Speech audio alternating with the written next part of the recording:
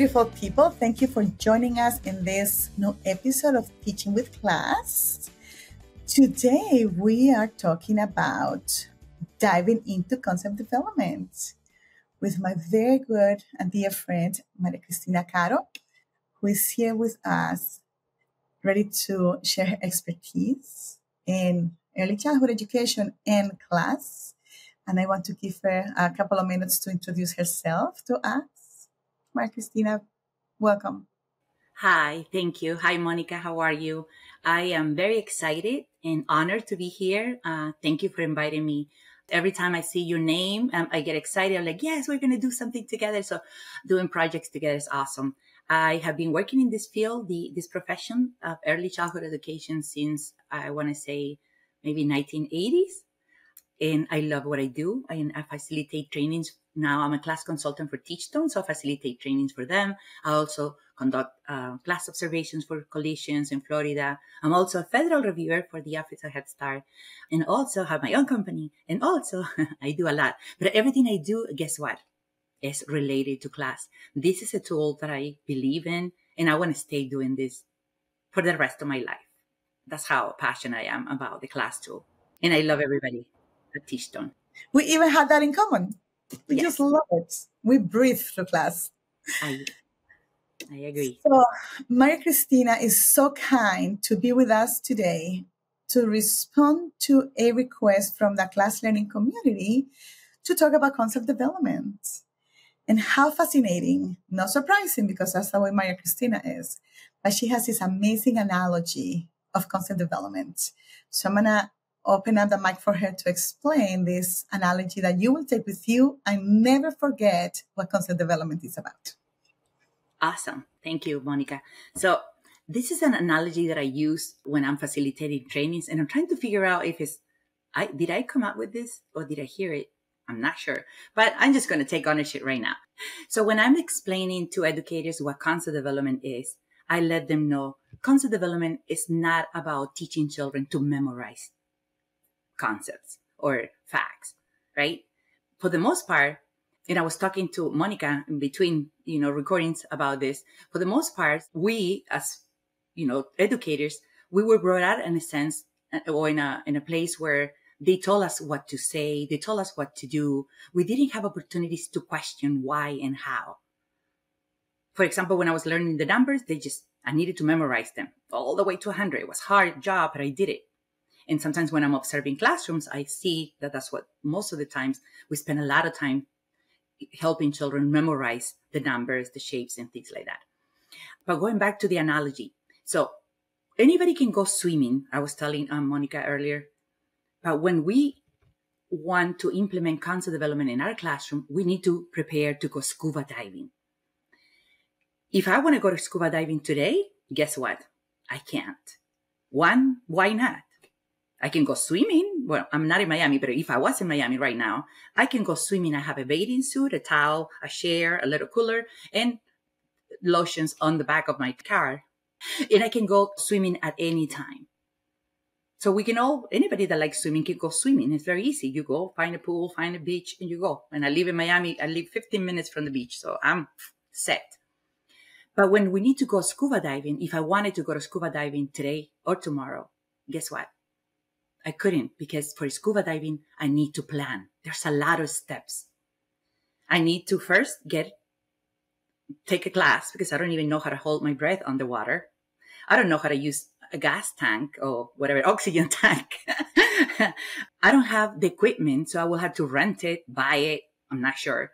Then I will have to pass the test, get a certification in Florida. And then I need to find somebody with a boat to take me. And hopefully that person knows where to take me so I can have a successful scuba diving experience, right? Because it has to be deep. I cannot go in shallow water. So you see how much I will need to go scuba diving. I need a lot of time planning. Same thing for concept development. The way I explain concept development is we need to go scuba diving with children. How do we do that? If we're teaching numbers, for example, yes, it's awesome that they learn the numbers from 1 to 100. But do they know why they're learning the numbers? Have you ever asked your child or your children or your students, why do you think we're learning numbers? Why is it important to learn numbers? And then what do we do with the numbers in our day-to-day life? What will happen if we didn't know numbers? We use numbers for everything. If you think about it, to identify buildings, we all have different addresses. Imagine if we all have Monica's address. What will happen? We all live together, right? And I don't think Monica will like that. It's too many people. We all have, numbers to identify us as a social security. A passport is different. We have numbers on our, we want to know the time. I know it's 4:22 because I'm looking at, I know how to recognize and read the numbers. So that's what I call going scuba diving. Do children really know why they're learning the letters, the shapes, the colors? Do they know how to apply it in their day-to-day? Do they know how they're going to use it? Or are we just teaching them to memorize them? And as I mentioned earlier, anybody can memorize things. I used to memorize entire books. Nobody knew I didn't know how to read until I was 7 years old, I think. Because I would look at the picture and I would memorize whatever the teacher was saying. One day they caught me because my book was upside down and I saw the picture and I knew exactly what was going on. So I can learn things by memory, but do I know why I'm doing what I'm doing? And that is taking the children scuba diving. That is the analogy that I use. Taking deep, ask them why, how are they going to use it?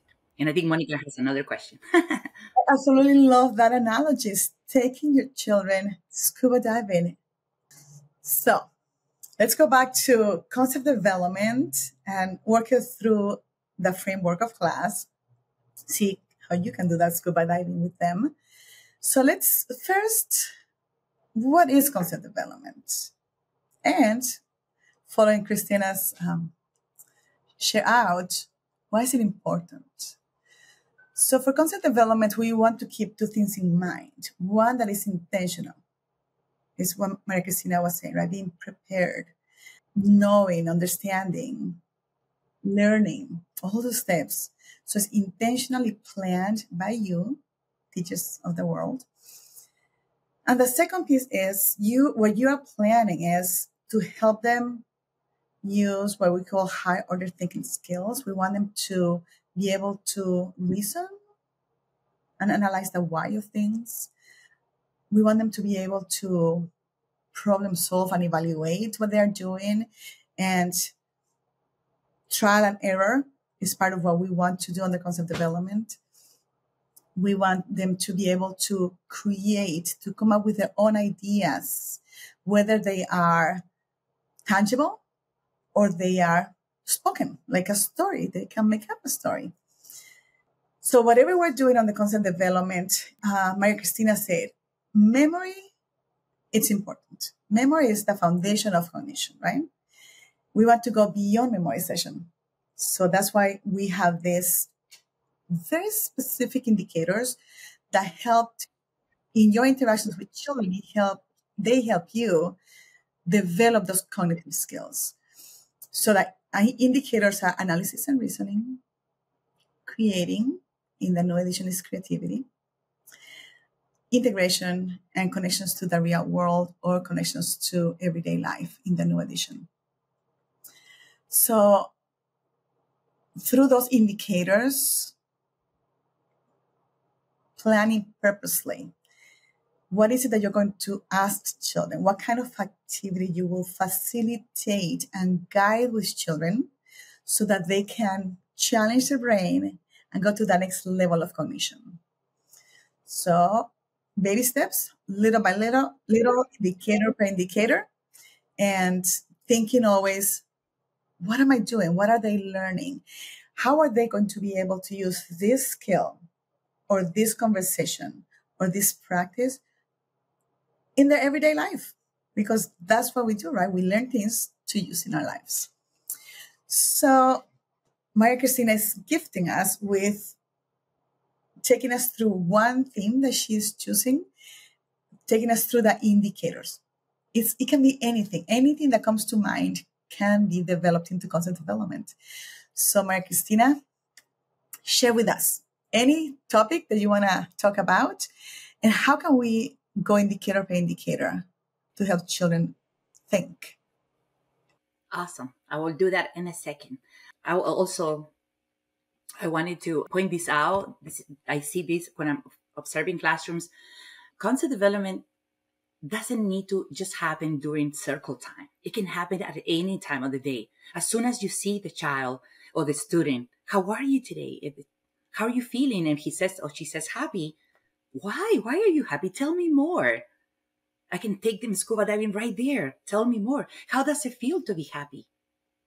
What happens to our face when we're happy? What happens to our tummy? When I'm happy, I feel butterflies. I still feel those. And I don't know, I know I'm old. I don't know if it's ever going to go away, but I don't want it to go away. So when I'm extremely happy, I feel excited. I feel those butterflies, you know. For example, last time when I saw people from Tishton and at the Interact, I met Allison in person and other wonderful people there. And I was so excited, you know, and I was like, ooh, excited. So we can talk to children about how does it feel? How do they know they feel that way? What time of the days do you feel this way? What makes us feel excited and happy, for example? What are some of the things? Birthday parties, right? Every child wants to talk about their birthday party and the cake and the things that they're going to have. So I'm going to choose water, Monica, so I can walk you through the analysis and reasoning and creating and integration and connecting to the real world. So why water? Because water is important. It's important that we learn to drink more of it. A lot of us need to drink a lot of more water, right? And sometimes we forget. My excuse is that, I didn't buy filters when I'm in Miami. I forgot to buy bottled water. Sometimes I don't drink, but it's easy to drink water in Miami because it's usually hot. Yeah, everybody's going to look for the water bottle now. Do you have one? Drink a lot of water. It's important to hydrate yourself. And I could present that to the children and say, does anybody know what to be hydrated means? What does it mean? Does anybody know? Why is it important? An opportunity, and we also have an opportunity for advanced language there, right?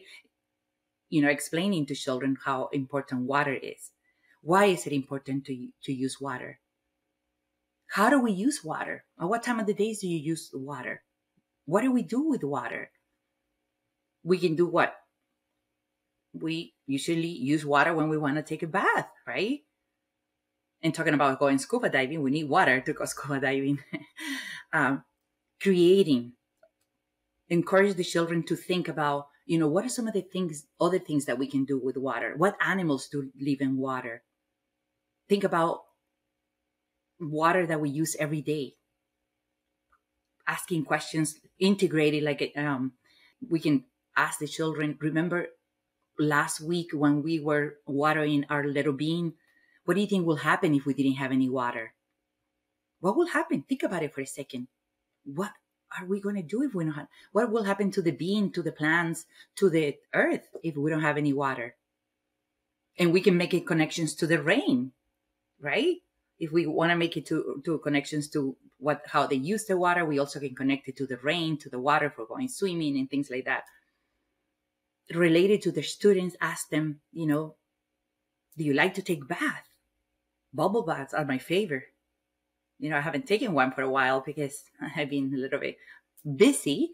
But when my kids were little, I remember I used to have a bubble bath, especially with my daughter. We did so many bubble baths. I think she's bubble out because it was a bubble bath every afternoon after. It was almost like a ritual. And we got to talk about what happened. You know, how was your day? Tell me something happy to happen. And she will tell me, I did this and this. And then tell me something sad. And she'll say something, oh, you know, a little boy was crying and that way I initiated those conversations with her. But we can connect it, you know, and we don't know where the conversation might go. The children might say, or the students might say, you know, I take bath with my mom or with my brother, or, you know, we take bubble baths, or we go outside and we take showers. I have a shower outside. Have you ever heard that? A lot of people in Florida have showers outside. They have a shower, they go in the pool, and they come back, the shower, and they go back inside the house. So imagine where this topic can go. And if I told Monica earlier, I can be here the whole entire day talking to you about water and the things and the questions that we can ask children. We can compare water, you know, this water why do we see water with colors? In some of the oceans, the water looks green. And some of the other oceans, the water looks kind of bluish. What color is the water? How do we know?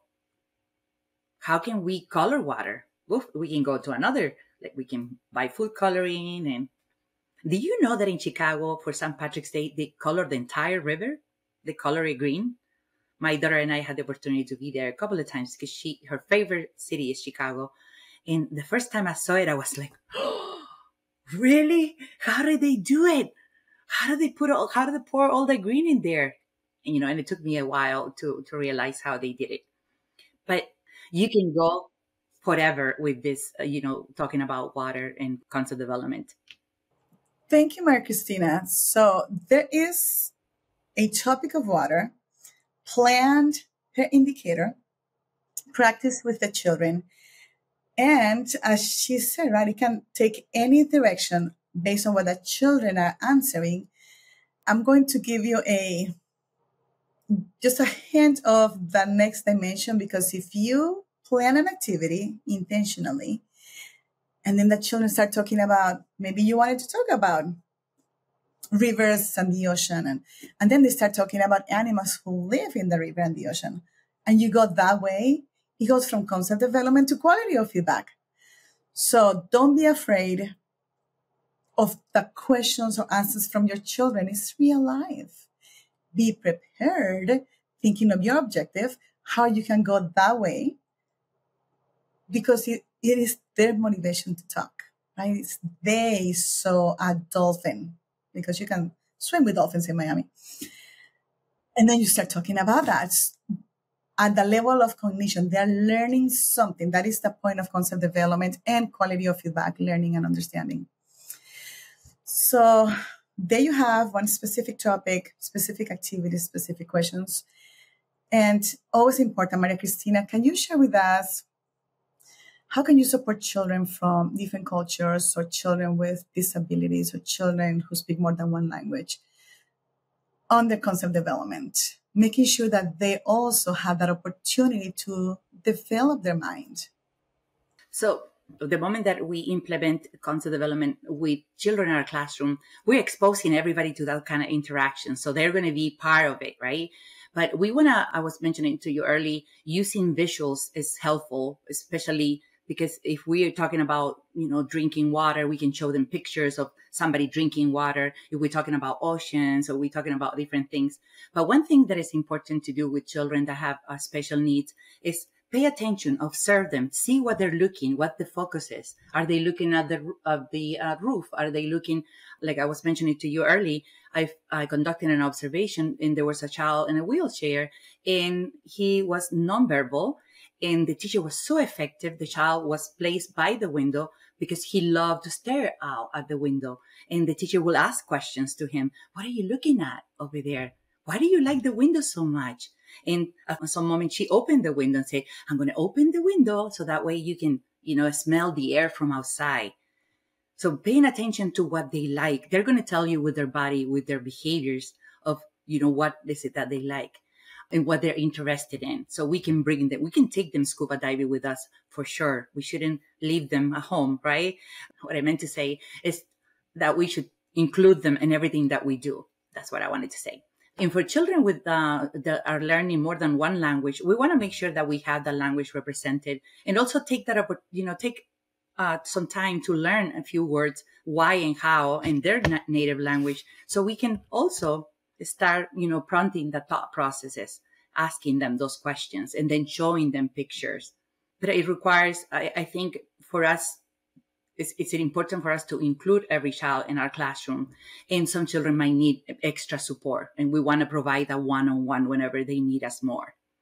Thank you, Maria Cristina. That individualization, inclusion, definitely. As teachers, Maria Cristina and I are no longer in the classroom, but we are teachers. That's what we chose to be in life. We are observers. You're consistently observing your children. You're the experts of your children. So make sure that you identify those cues to be able to provide these very effective concept development interactions with them. With this, we get to the end of our episode of concept development, leaving up in the air a quality of feedback. We're going to plan on bringing you strategies for also that dimension that we get requests for. And for now, I want to thank my dear friend Maria Cristina for taking the time from your vacation to be with us today to share with the teachers these strategies so that they can become more effective in concept development. I love you so much and I hope to have you again. And I want to also thank all of you, teachers, architects of the brain of children, for sharing your love and your wisdom with the children of the world, and for being here to add to your box of wonders. I will see you next time. Bye bye. All right. Bye bye.